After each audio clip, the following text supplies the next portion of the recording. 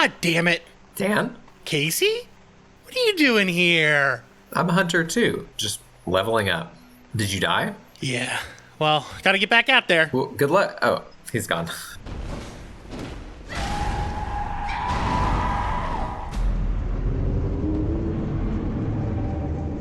Well, that was quick. Yeah, big monster. Got a blast.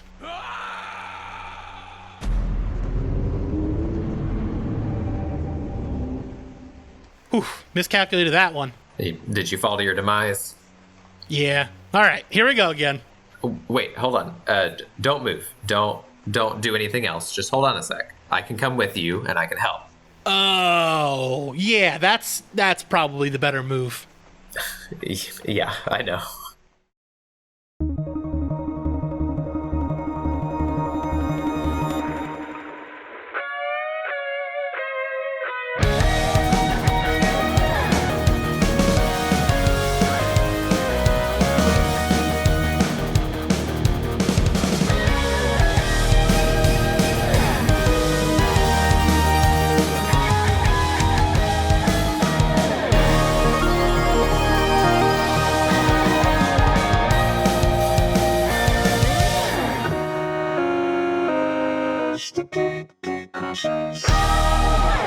Welcome to Gatecrashers, a podcast dedicated to kicking the door open on your next favorite thing. Our mission, our creed, our code is this: to make all things more approachable and accessible to everyone. We want you to find a universe that you'll fall in love with. I'm Casey Crook. I use they, them pronouns. And I'm Dan. I use he, him pronouns. And Casey, what are we talking about today? Today, we're talking about the video game Bloodborne. I'm very excited. This has been a long time coming, actually. This releases Wednesday before Elden Ring. And that's another one of these games, but Bloodborne is it's its own monster. So a quick back of the box blurb for this series is Bloodborne is an action horror RPG set in a sort of fictional Victorian England where, in the simplest of terms, you fight your way through a town that doesn't want you there, where the people are being transformed into monsters because of a widespread use of a magical blood that cures all disease. Yep, awesome. Got a lot of questions. Yeah, well, we can get into those. But a little bit of history before we dig deeper. Bloodborne released for PlayStation 4 in 2015. It was developed by the studio From Software. They're famous for making the Dark Souls games, among a lot of others. And they have a reputation for brutally hard games and like multi-layered storytelling that drew in an audience that was eager to really see like what they would do outside of their typical, like they had done a lot of work in like a typical Western fantasy setting. And so this was exciting for a lot of the fans. And Bloodborne itself covers a lot of their usual themes, such as history repeating itself, the powerful exploiting the needy, people becoming monstrous, history being fragmented, and you learn a lot about what's happened by piecing things together, and you find objects that point you to things that have already happened, historical events, or you find the monster that someone became. Bloodborne adds a lot on top of this, such as like large-scale religion, like churches, colonialism, urbanization, and the unknown. It asks a lot of questions like, what if society had access to something that could cure anything? How would people act? What would people do to protect that? And ultimately, who would ask where it came from? And who would even care? So before we get into who may like this, I want to ask where you started with Bloodborne. Like, was this something that you were excited for before it came out? Did you come to it later? No, so my history with like From Software's larger games is when Dark Souls 1 came out, like 2010-ish, I tried to pick it up and I made it to the second boss. And then I was like, I don't enjoy this at all. And I never picked up one of the games again. I heard a lot of people talk about them and how cool they were. And I just never picked it up. And then Vice's game website, Waypoint, started doing streams, and they had hyped up the games a lot, but I was still like, they're not really for me playing. Like, they sound cool. But then I watched, they did a stream where they had someone that had never played one of these games before, Natalie Watson, and they just coached her through this. And that was like really eye-opening for me, because they talked her through, and it really helped introduce not only her but also me into the games. And so I would say 3 years ago, I picked up Bloodborne because it seemed the coolest, and then I've started playing their other games back since then. The only one of From Software is like these like Soulsborne games, they're called, that I've not played as Demon Souls, but I love them. They're super cool. I really enjoyed them. So that's funny because that's where I like. So when Demon Souls was coming out, I think G4 was still around, and they were showing footage of the game, and I was like, "Oh, that game looks awesome! Like, I really want to play that." So maybe it came out close to Christmas, but I remember getting it for Christmas, and I was like, "Oh, I'm so excited to try this." And then I played it, and I was like, "Oh, wait, am I really bad at video games?" And I didn't realize it, and I just kept dying over, and like I think I got to. It was like a jail level. That's how I remember it ending, because it was so dark, and like I kept dying. I was like, I'm done. I'm good. I just put it back on the shelf and never picked it up again. And then I didn't realize that like then they became popular. Like that was like the smaller one, and then they made Demon Souls, and that's when like not Dark Souls. Wait, yeah. What's the first one? Demon Souls was the first one. That's the one I have. So then Dark Souls came out, and everyone was like, "Oh, this is gonna be awesome," and I was like, I don't think I have it in me to go back. I was like, it's too hard. And then this is like the thing that became popular. These games that are like, I don't know if they're hard, but they take a lot of patience and thought. And I'm a very aggressive gamer. Like I'm not a thinker. I just go straight in. Like I'm not a. Yeah, I'm just me too. Yeah. I'm super impatient, and like so it took me reframing how I play video games in order to get into these games. But the games have like the same core, which is what you expect. You kind of go out, you die, you learn about it, and then you go back through and you keep trying until you get it perfect to get through an area. But there are like subtle nuances that I think Bloodborne like kind of is the gateway for a lot of people into these games, because it onboards, on-ramps people a lot easier. And also it's just really cool. Like the world is super cool and distinct. So who make like this? So we recommend this to any fans of horror, first off, which I very, very much am, which is why I really love the aesthetics of this world. The monsters and the world are creepy, sometimes gross, and oftentimes unsettling. I'm reading Casey's notes here. So the story is my favorite kind of horror, the kind about the decay of society through supernatural means that are just the evils of that society cranked to 100. Second, Casey would recommend anyone who's interested in those games in those questions from earlier, people who like digging into history and sleuthing out the root cause of things. Bloodborne has a lot for you to seek out because it's everywhere. It's just not told in the typical linear story style. Yeah. I hope I did your recommendation justice. No, you're perfect. Yeah. Thank you. One bad thing about Bloodborne is that it's only available on PlayStation 4 right now.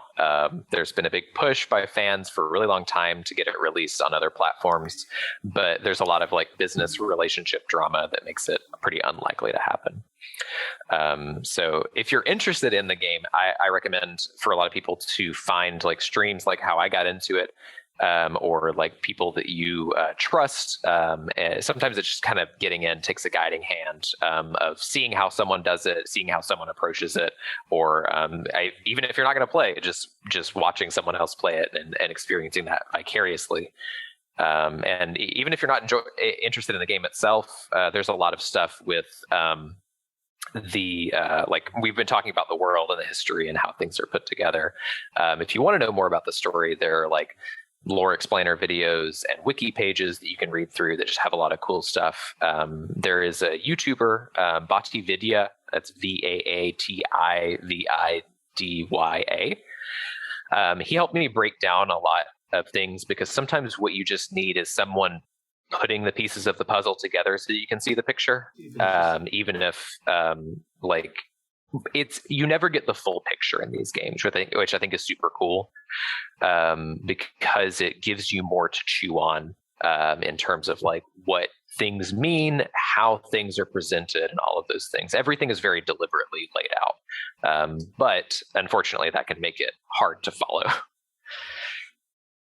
I ended up watching a bunch of the lore videos. I don't know if it was theirs or someone else's, but I ended up watching that. And then there's these streamers, YouTubers. I don't typically watch Let's Plays and things like that. But Scarlett watches the Game Grumps, who she really likes, which are Dan and Aaron. And I watched theirs, which was funny. But like watching someone who's good at the game is a way different experience than me. So before we get into spoilers and actual discussion of the game, go and check it out if you're able. If not, watch some playthroughs. It actually is quite enjoyable to watch people play it. Even if they are better than you, they oftentimes die, and you're like, all right, maybe I'm not that bad at it. So, yeah, and even if they're like good, like watching them, how they work through it can be fascinating a lot of times. Yeah, because some people do like the not glitches, but like exploits, like putting someone in a certain corner and then beating them that way. It's interesting. Yeah. So join us after the jump.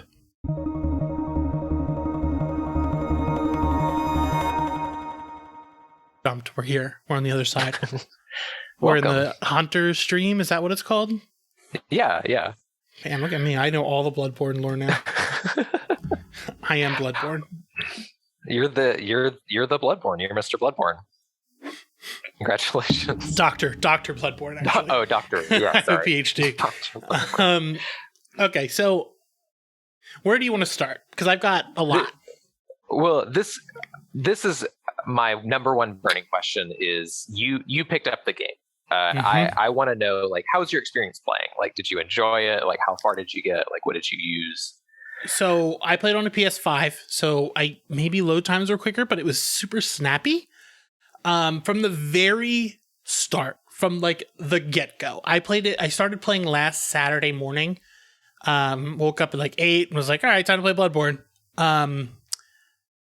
Its world is fully like in your face as soon as you start. Cause the guy with the cloth over eye holes, cause I don't think there's anything in them. Yeah. Are there? It's just the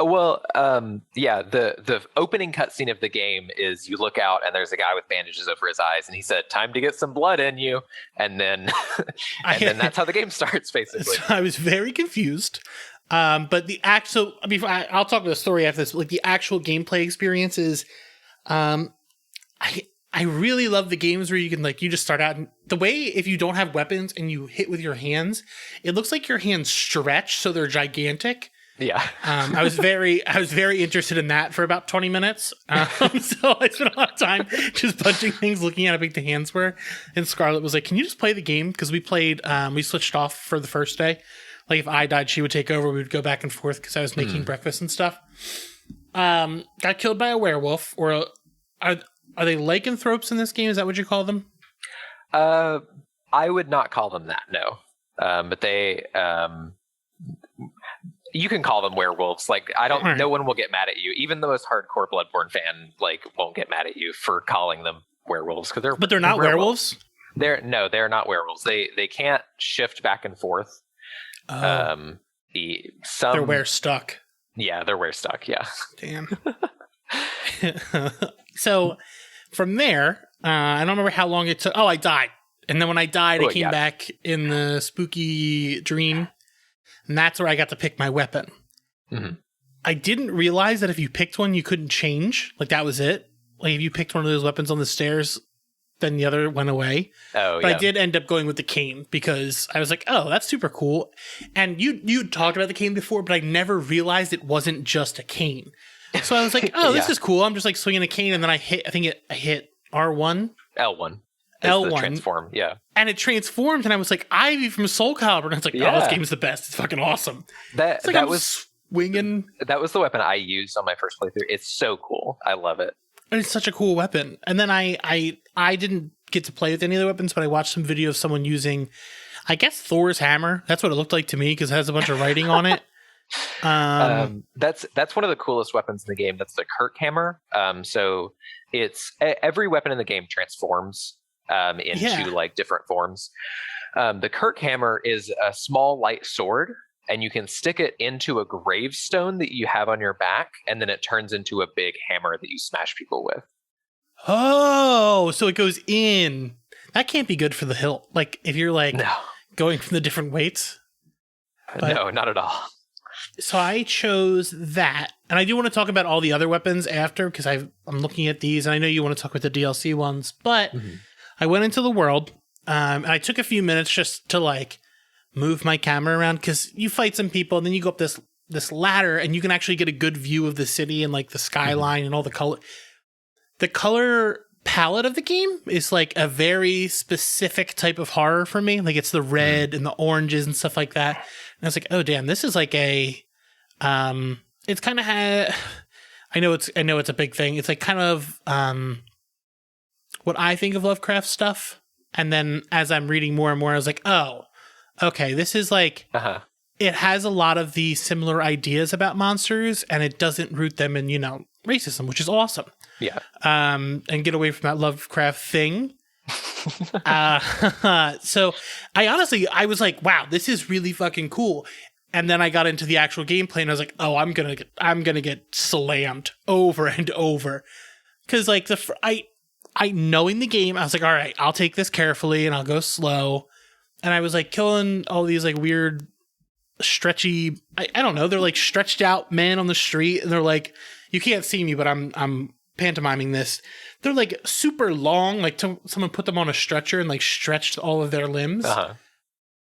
Beat all them, and I was like, all right, cool. And then I was walking up somewhere, and I saw an item, and then somebody jumped out of a corner and killed me, and I was like, oh fuck. Shit. Yeah.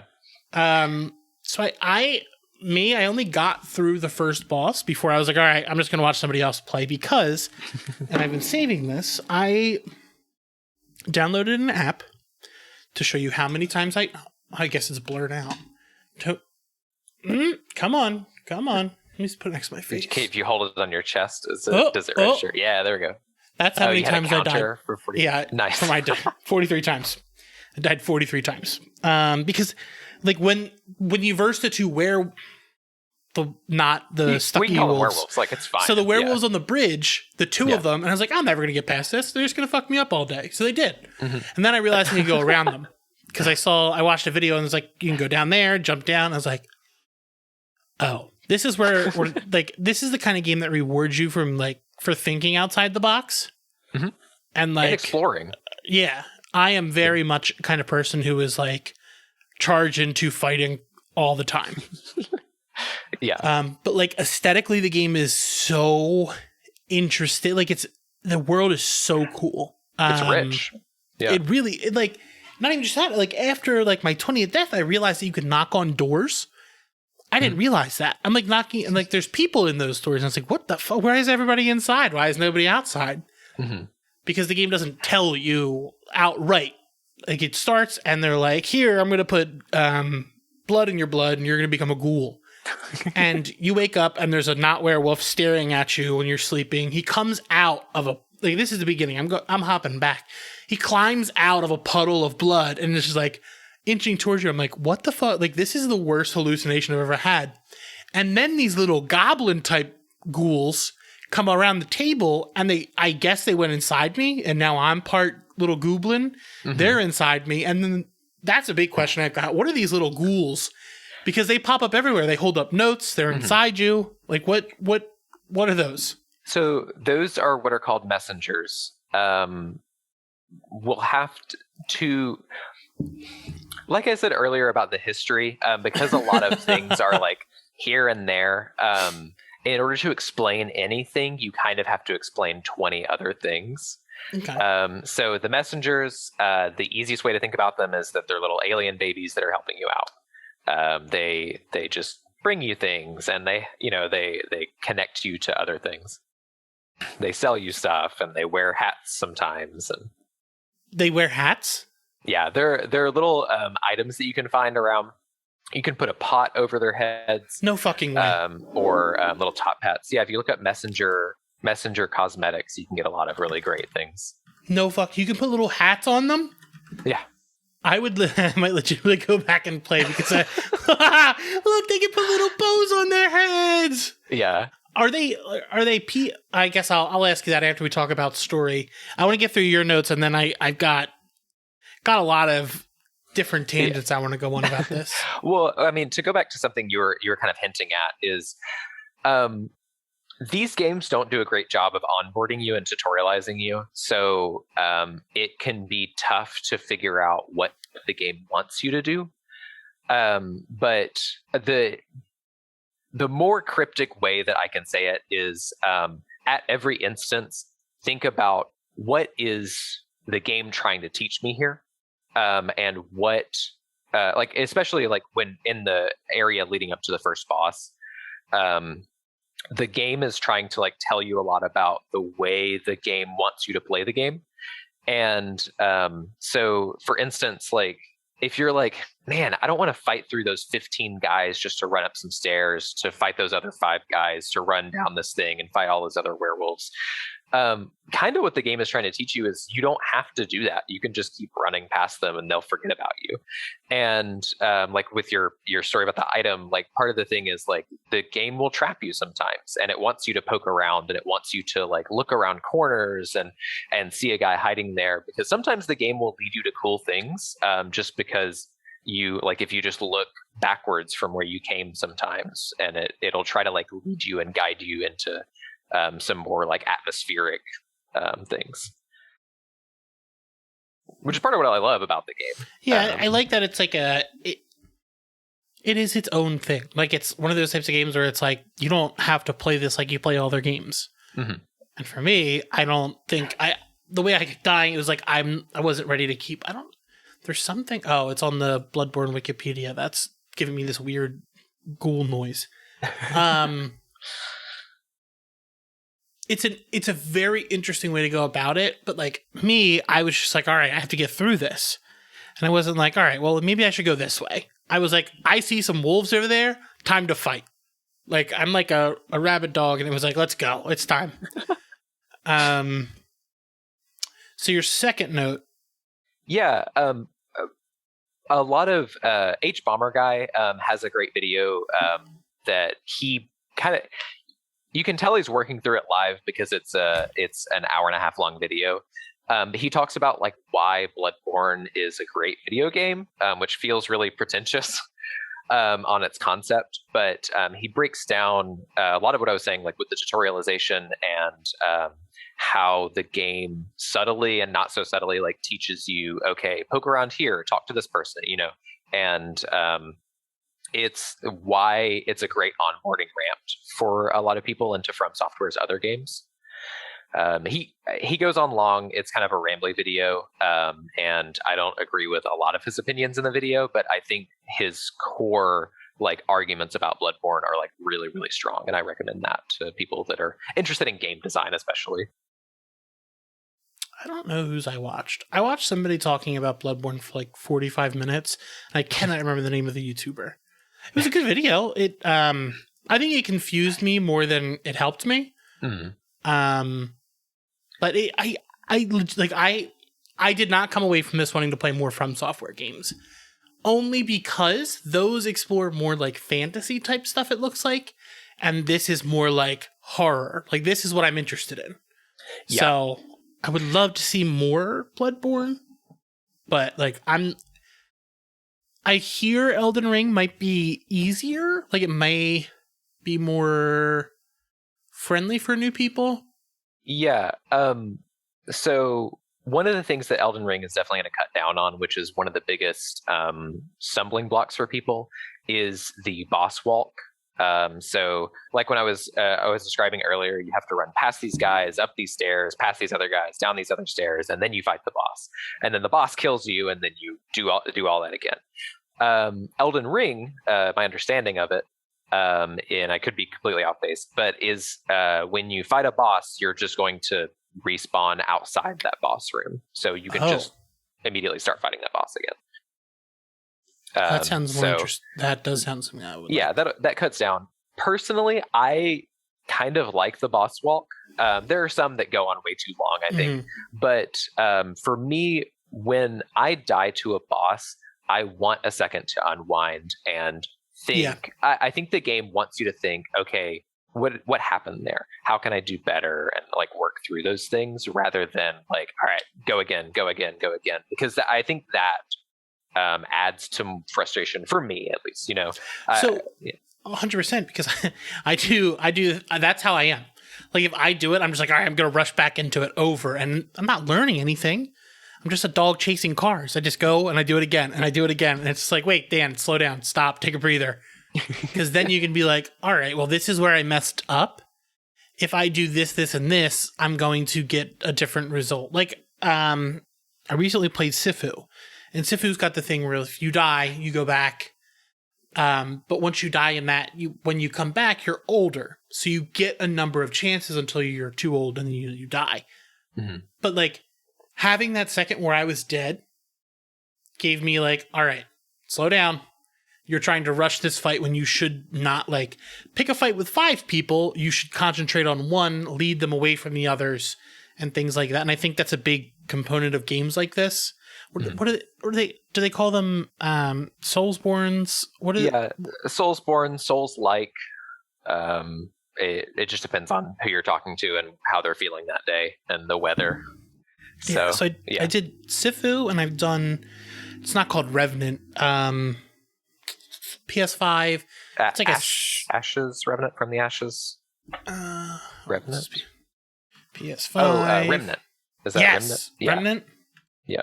Is that no, hold on. I have to look it up. So you play as a space, you play as an astronaut.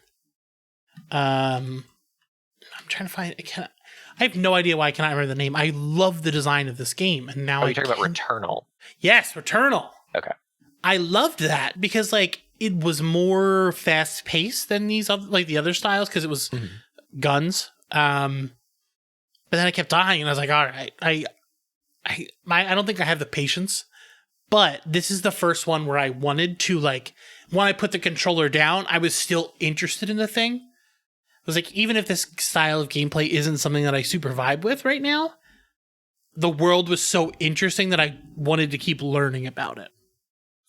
Yeah, I think that's, for me, I think that's a huge draw because the games have a reputation of being really frustrating to play, but I didn't find that. Like there were moments where I was frustrated with the game, but they're almost meditative to me because I focus about the process and kind of what I'm learning, and I just kind of force my brain into that mode and then work through that.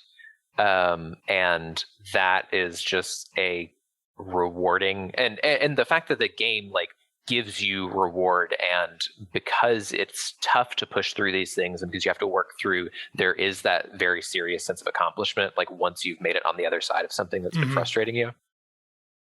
Yeah, I this might be one that I still keep going back to. Like I did it with Returnal. I stopped playing it for months, and then I went back recently and I played it for like a week straight, and I got to the second level. Like that in itself was big because like I'm like a dog chasing cars. I just do the same thing over and over. But I treat them, to me in my head, I treat them more like arcade games than I do like a action RPG, in the sense that there's another one that was super big for a while. You play as, it's a side scroller. You have a cool, I don't know, whatever.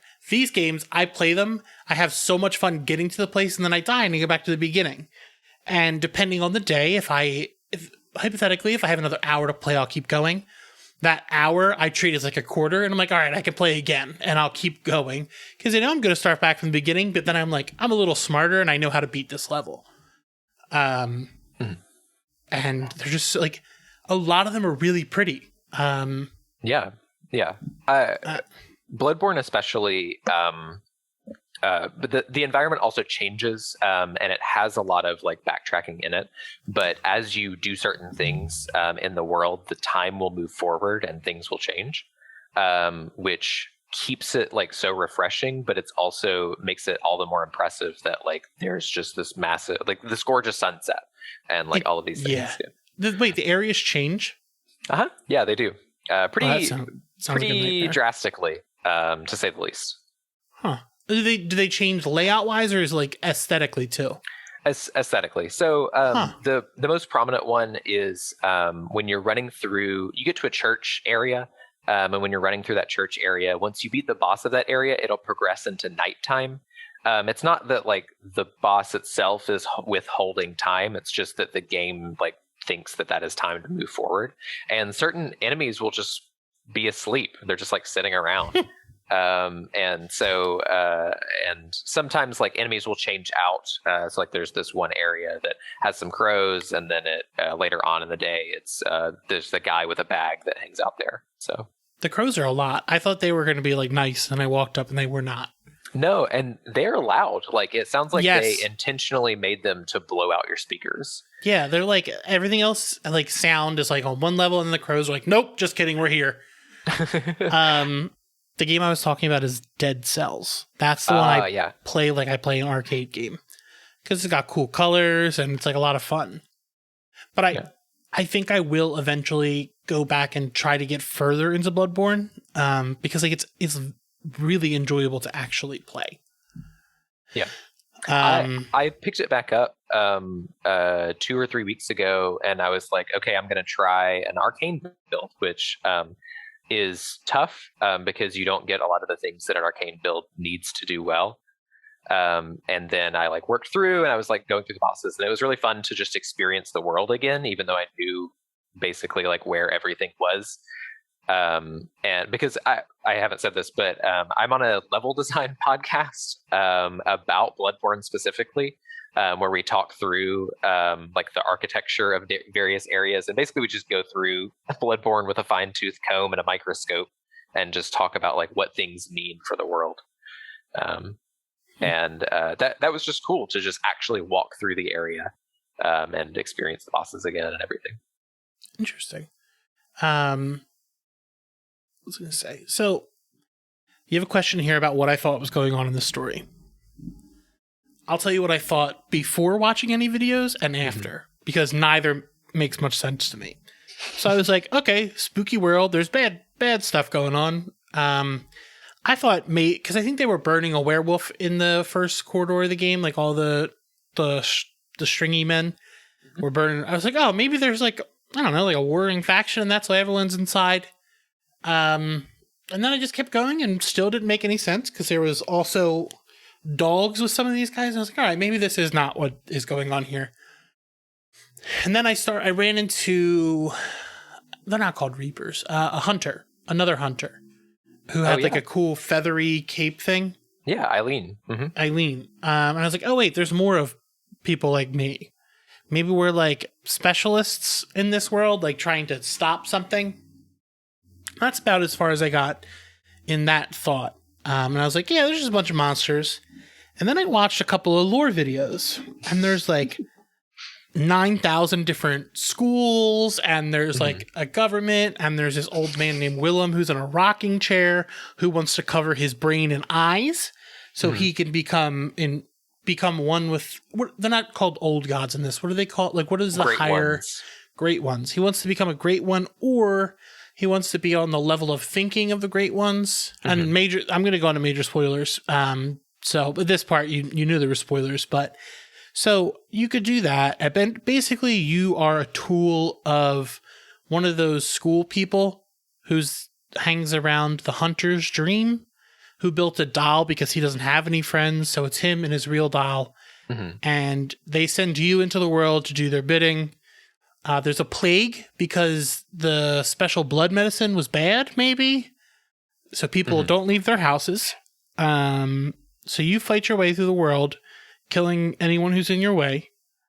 You kill all the monsters. There is an underground labyrinth that doesn't have David Bowie, but it does have some other old ones, or the mortal the great ones that has the mortal remains of the great ones. So like these people ascended and went to another plane of existence, but some of their bodies are still there, and there are a couple that they left behind because those were nerds and they didn't want them to come with them.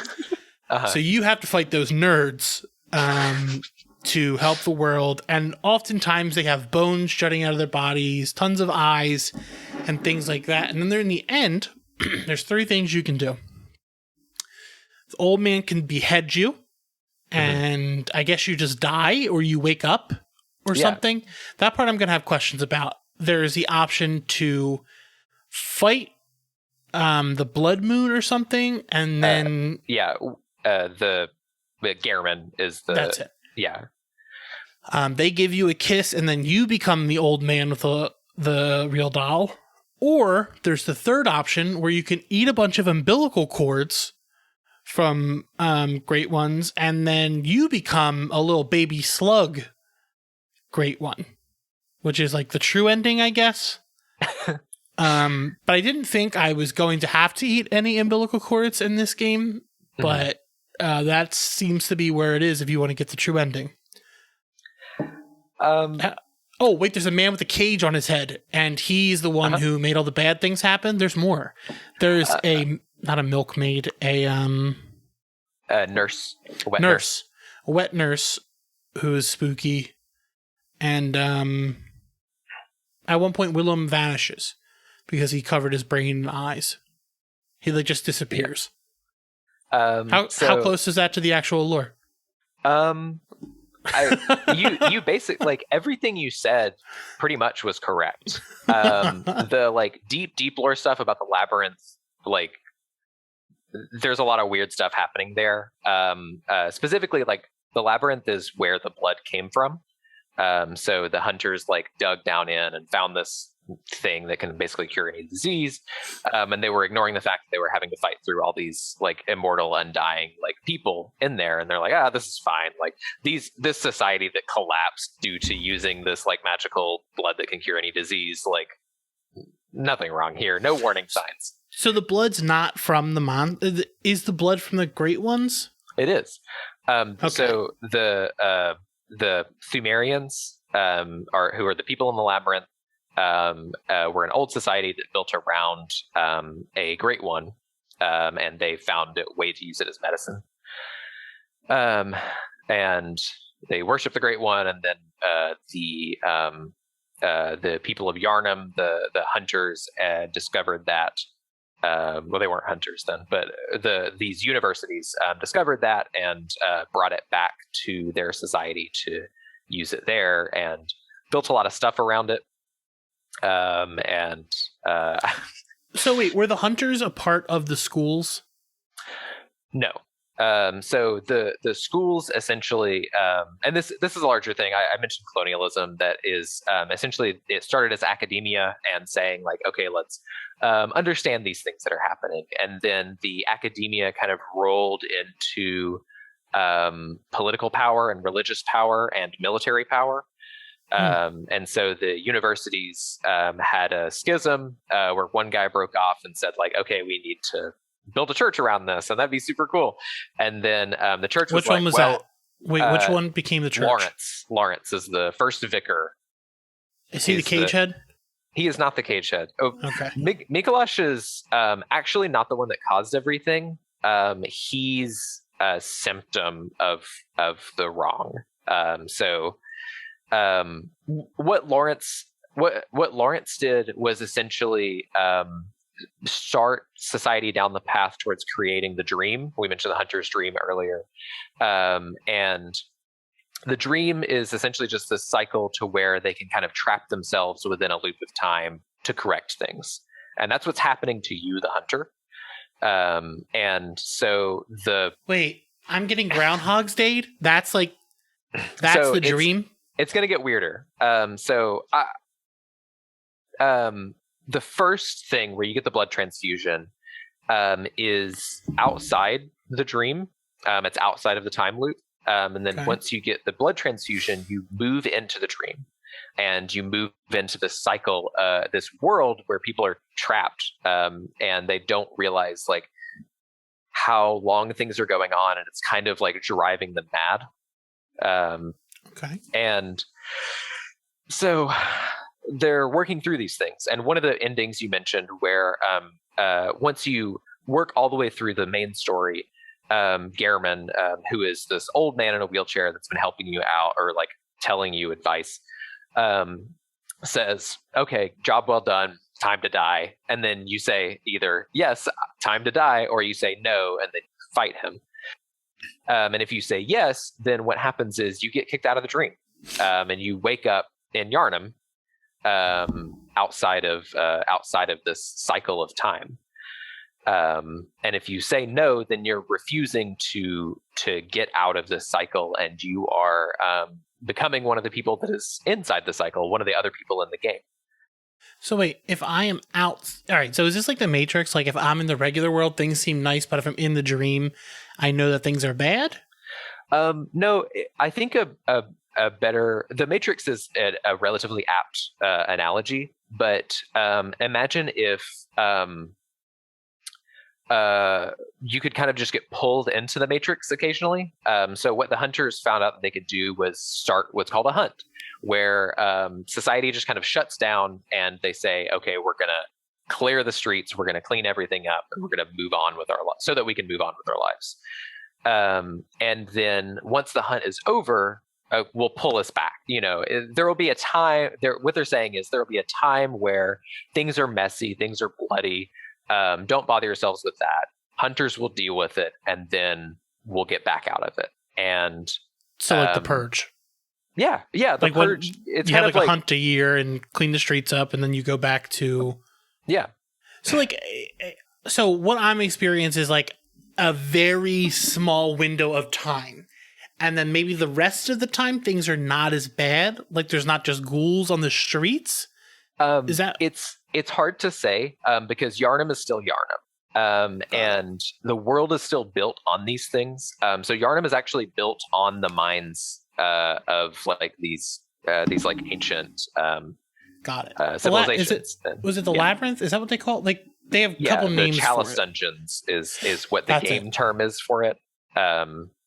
And so you can kind of commune. You can enter these other time cycles where the hunters were going through the Chalice Dungeons, and you can experience how they were working through the Labyrinth, which is like an optional side thing that the game basically tells you, like, hey, if you need to level up, go do these Chalice Dungeons. And there's some like super, super deep lore that we don't have to get into in there, like beyond the fact that like the blood came from there. But it's hard to say like how Yharnam is like normally, but I would say like based on the foundation that what we know from like our experience that is actually in the game is that it's not good. It's not built on a good foundation. The leaders are like corrupt and evil, and the people are xenophobic and violent and just generally awful. Good. Yeah. Huh. So it's a complicated world, to say the least. Yes. But sorry, to get back to Mikolash. So Mikolash is the guy with the cage on his head. Eventually, within the world, they had this cycle going on, and people continued to study it and found out ways to get deeper into it, and figure out ways to manipulate kind of the core mechanisms that were running the dream. And eventually that created more overtly monstrous things, such as like corruptions of physical spaces that people were used to, people dying and resurrecting, and people being transformed into like even weirder monsters, a big brain with eyes and a tail. And that is where Mikolash created the nightmare. And so the nightmare is kind of this, what Gehrman wants you to do is stop the nightmare, because Gehrman still wants the dream. And there's not a way to stop the dream in the game. So because you mentioned the three endings are you're out of the dream. You take Gehrman's place and guide people through the dream, or you become the like kind of engine that fuels the dream. And there's not a way to stop this cycle of colonialism and violence in there. Good.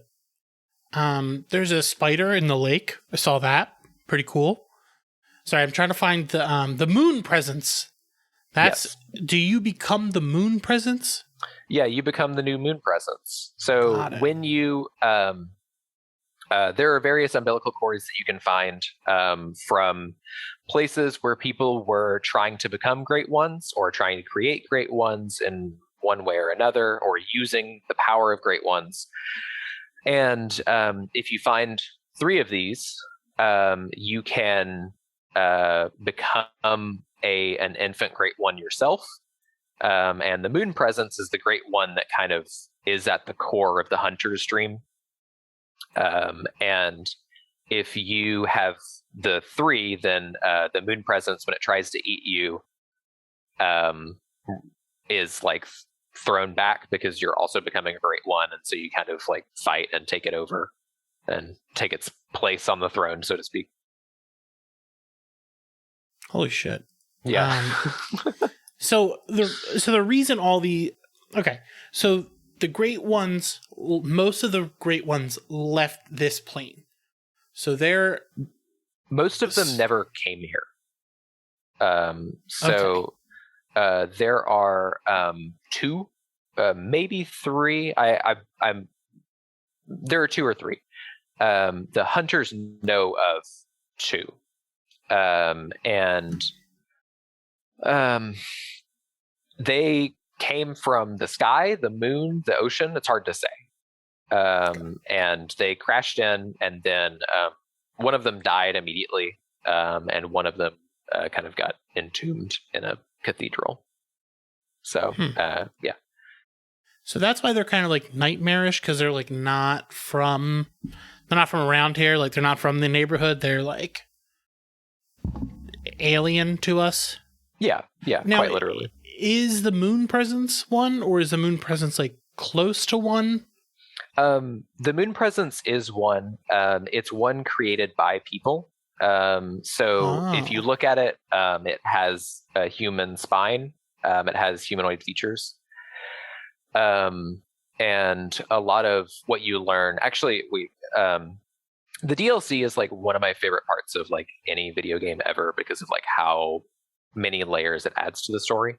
You learn that the church essentially just started trying to create great ones, and it took a lot of prisoners, it took a lot of people off the streets, and experimented on them, and did a lot of like horrible things in order to try to create godhood, essentially, and create like infinite power. Where does the DLC take place? It's in the Hunter's Nightmare, is the first location that you go into.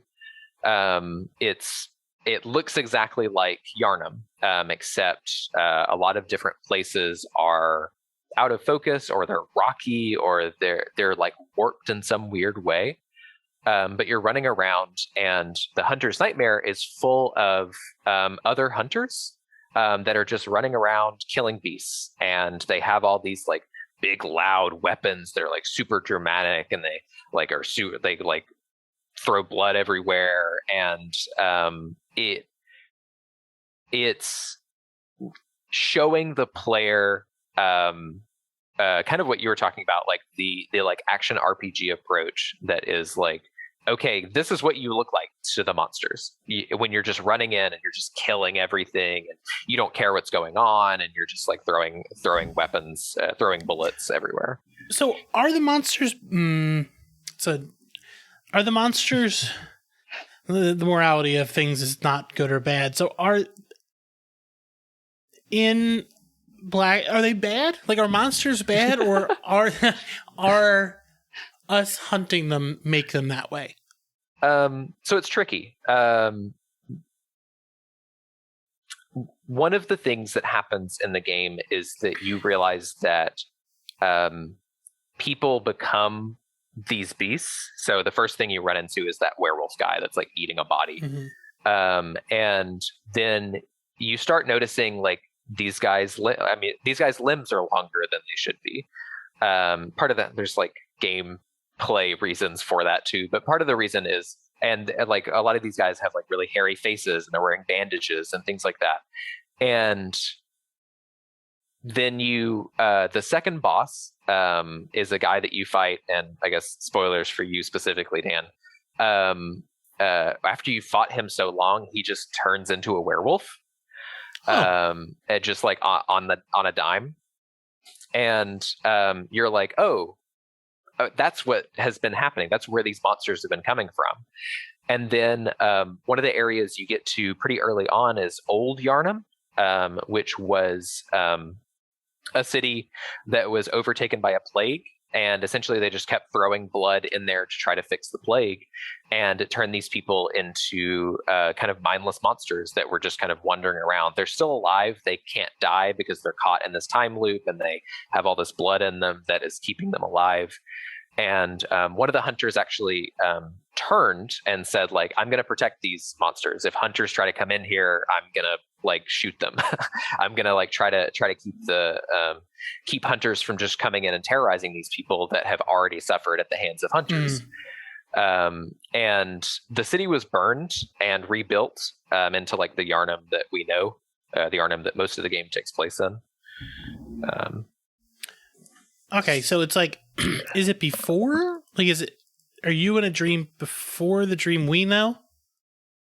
No. Oh, you mean the DLC? Yeah. No, it all takes place concurrently.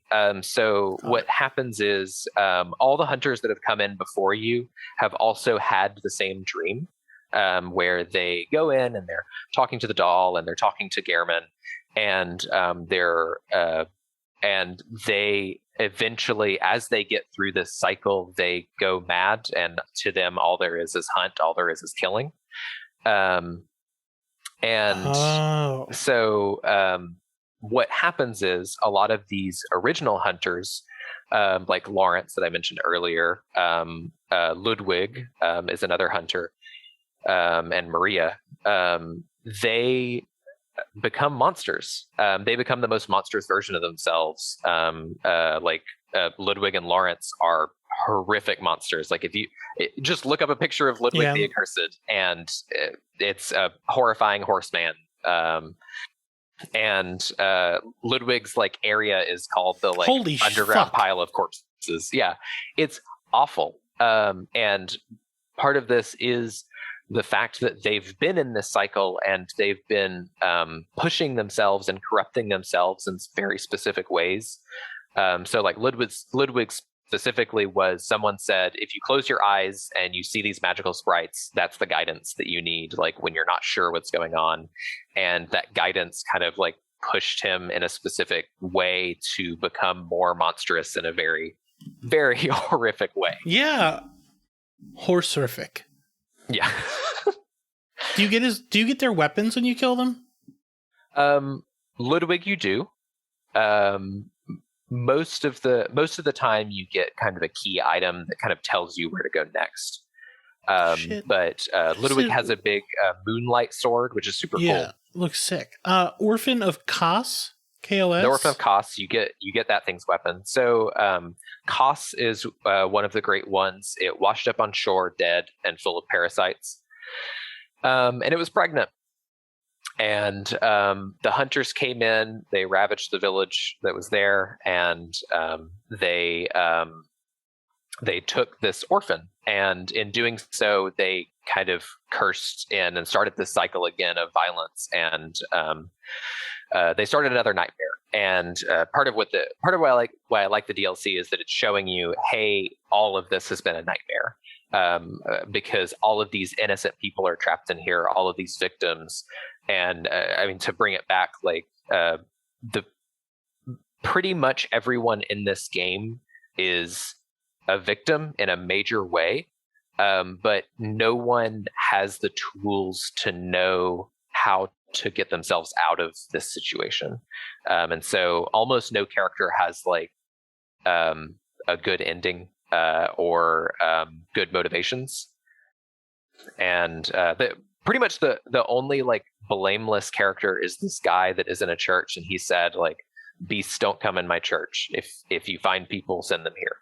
And like, so there are real people still out there. They're just the ones behind the doors. Yes. Okay. One of the things that you can do is there in the sick room where you start, if you go backwards, there's a door, and you can talk to someone on the other side of that door. Her name's Yosefka.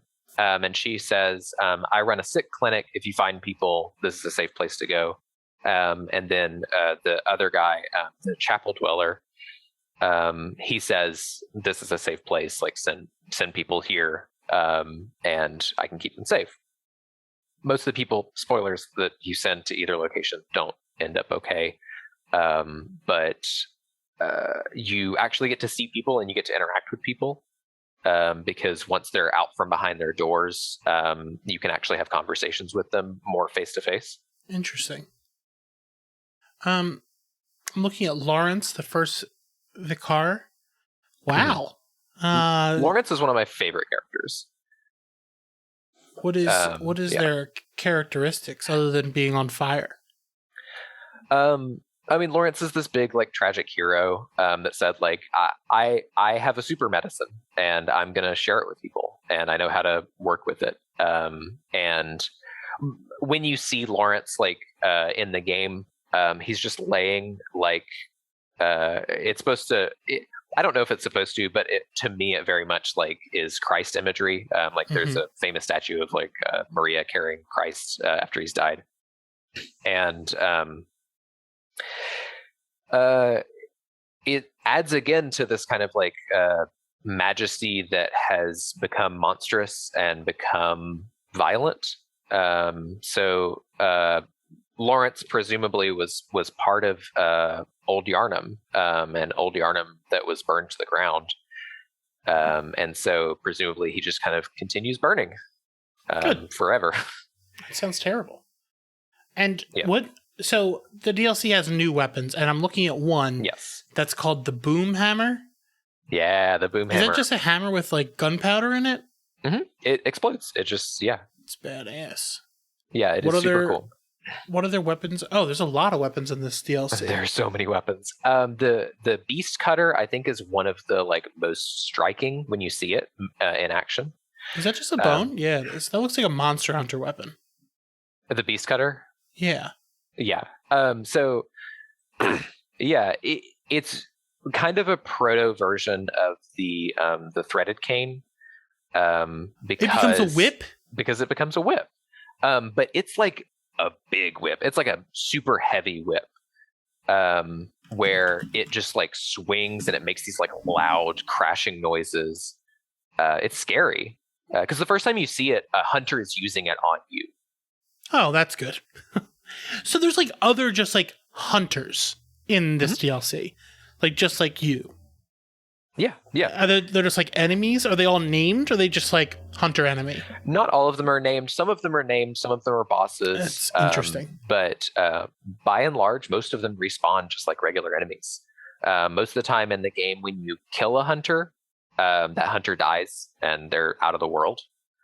But in the DLC, that's not the case, because these guys have just become other monsters in the game, just like all the other enemies.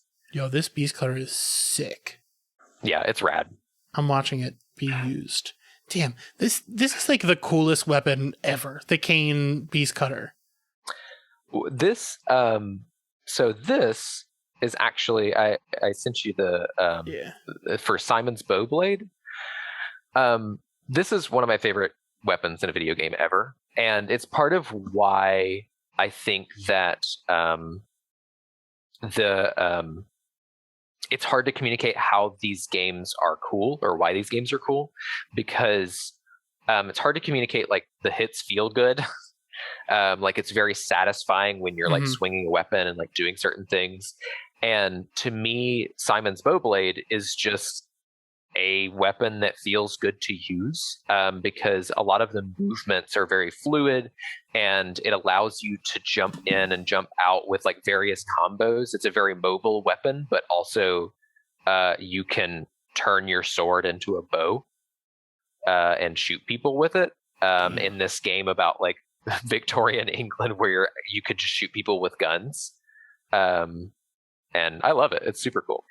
What are these little monsters they're shooting? Those are patients in the research hall. Those are just people like in like a what do you call it? Like a constrictor? Yeah, similar to a straitjacket. So they have harnesses over them. It's super sad. Research hall is like one of the most horrific spaces I've been in a video game. Because I'm going to show you a Winter Lantern, I think it's called. Yeah, Winter Lantern Bloodborne. And these are enemies that are covered in eyes and mouths, and like they're bad. And just looking at them causes your character to take like severe damage. And it's what's called frenzy. Same. And these are part of the things that are attempts to make great ones.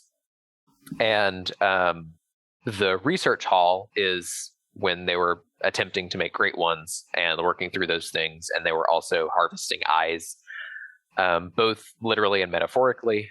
They wanted to learn things, and because of all of this, these people were accused of crimes and imprisoned and just experimented on.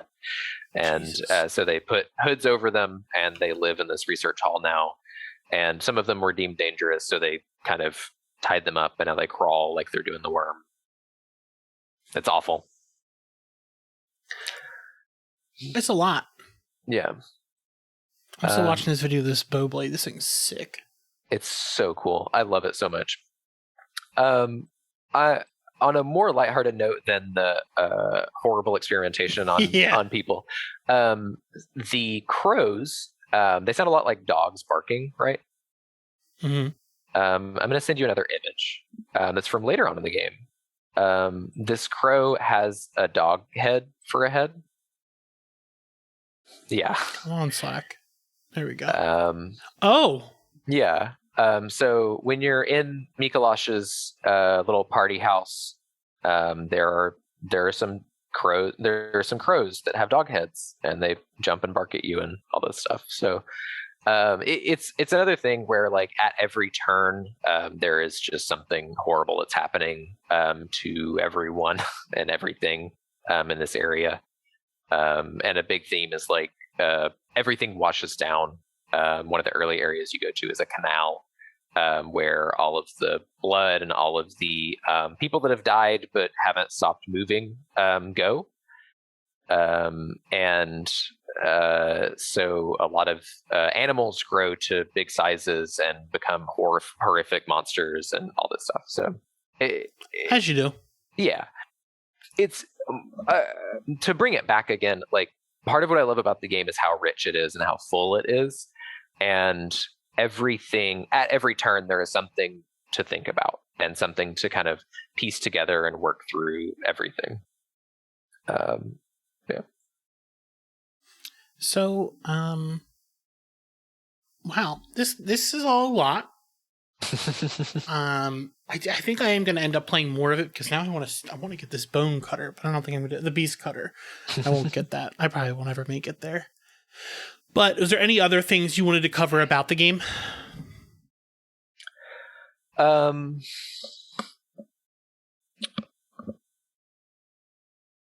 can't really think of anything. I love Jura. Be nice to Jura when you see him, and I love Simon. The Cos parasite? Mm-hmm. That's a weapon? Oh yeah. Yeah, we can look at those too. A gameplay video. Is it alive?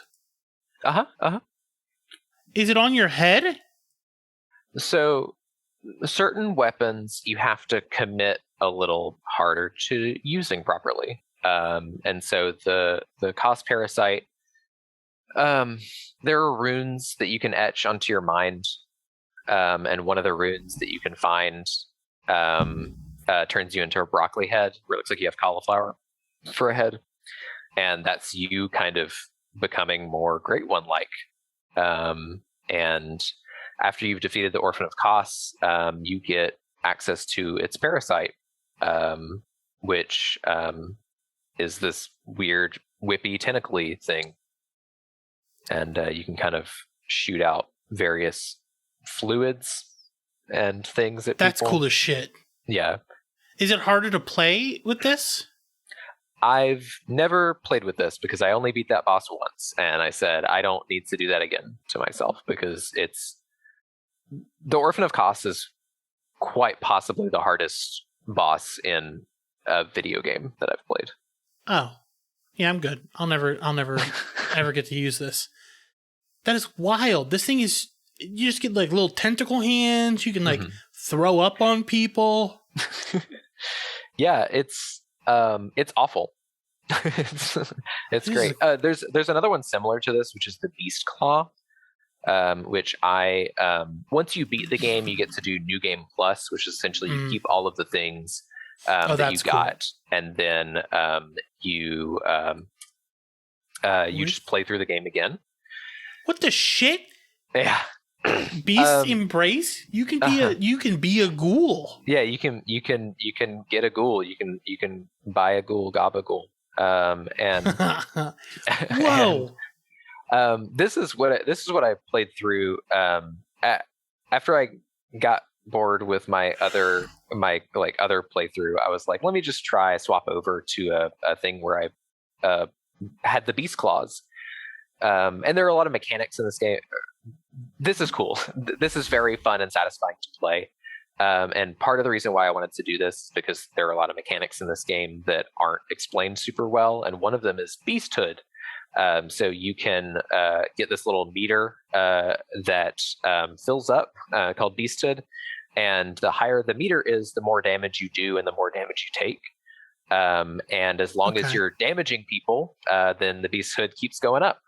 And one of the benefits of the beast claw is, you're just constantly a beast. So as long as you're hitting people, you're getting damage. Beast it's mode. Wow. Very cool. It's just super fun and satisfying to like. I had run no around idea you could do this stuff. Yeah. Wow. This is one of the harder ones to get because you have to fight a lot of optional bosses in order to get the beast claw. Now, like if I chose to put the beast claw on, can I take it off, or is that like it's on? Oh, yeah, you can take. Yeah. Oh, can you take off the Kos parasite? Yes. Oh, okay. One of the funniest things is you can even swap it to it, because you can have another weapon equipped, so you can just swap off the parasite and just swap to like a sword or something. Cane tentacles. Yeah. Wow. Damn. It's actually like the stuff that's really cool is so hard to get. Wow. Yeah. But you just again, like threaded cane is one of the starting weapons, and it's hella awesome. Cool. Part of it is like it's kind of rewarding you for going deeper, and it wants you to play more because it wants you to dig deeper into the game. Mm. Well, Casey, this was wonderful. I think I'm actually probably going to go play more of this. Because I'm just watching this, I'm like, oh damn, this is so cool. Yeah. Where can people find the show, your Bloodborne show? Yeah. So we're on hiatus, but it's Nightmare Hosts Coast to Coast. That is, I'm on that show with Chris Geldhart, Mikey Z, and Kazuma Hashimoto. A great show. I had a lot of fun doing it. But you can check those out. Those are on YouTube. They're like video casts where we show you what we're talking about as it happens. Awesome. And my Twitter is @CaseyCrook. It's just CASEYCRO. Okay, it's just my name. Thank you for being here. Of course. Thanks for having me and giving me the opportunity to talk about this game, because I could talk about this game forever. Yeah, I'm so excited to hear you talk about this stuff, because like now I get it. Like we've been friends for quite a while and I've gotten to hear all this, but like now I get it. Like this Kos parasite thing changed my entire understanding of this game. That is cool as shit. Like you can become You can be the little tentacle monster boy. Yeah, I want to be a little monster, a little tentacle ghoul. Well, you can find us at gatecrashers.fan. You can find us on Twitter at gatecrasherspod and all other social media. Thanks for being here, and good luck on the hunt. Gatecrashers.